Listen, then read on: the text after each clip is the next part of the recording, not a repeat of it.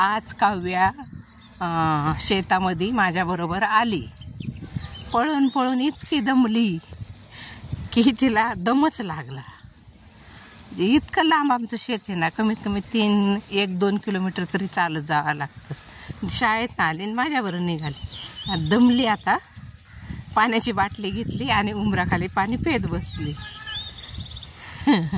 इतके तिला दम लागतो ना, तब्येत आहे ना तिची, तरी ती रानामध्ये येऊन खूप मस्ती घालते आणि खेळते. आता उंबराखाली बसून पाणी कशी पिते. अर्धी बाटली पाणी संपवलंय तिने. पाणी पिल्याला चांगलं असतं, पण तिला इतका दम. अर्धी बाटली पाणी पिली. अजून तरी दमाने पाणी पिणंच चाललंय. आता अजून पाणीच पिती.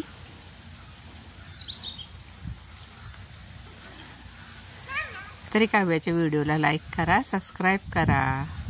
लॉंग व्हिडिओवरला पण थोडंसं लाईक करा. मी लॉंग व्हिडिओ टाकत आहे आता. जर हाईपचं ऑप्शन दिसत असेल तर चॅनलला व्हिडिओला हाईप पण करा.